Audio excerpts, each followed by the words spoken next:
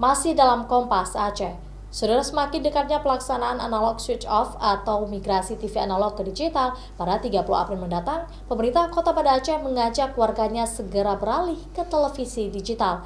Masyarakat disarankan membeli STB secara mandiri agar dapat menikmati tayangan televisi yang berkualitas dengan gambar yang bersih dan suara yang jernih.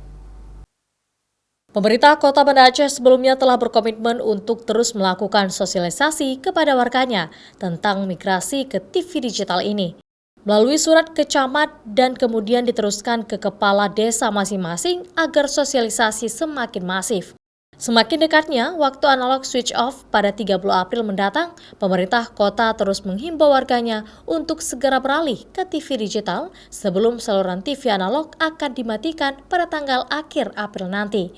Segera gunakan set-top box bila televisi masih analog atau gunakan televisi siap digital dengan melakukan setting ulang pencarian di televisi.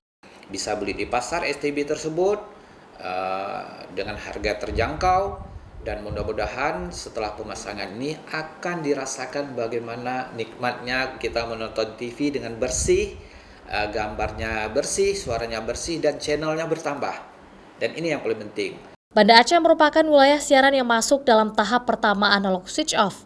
Artinya, warga Banda Aceh tidak bisa lagi menyaksikan tayangan TV analog dan hanya bisa menikmati tayangan TV digital pada 30 April nanti.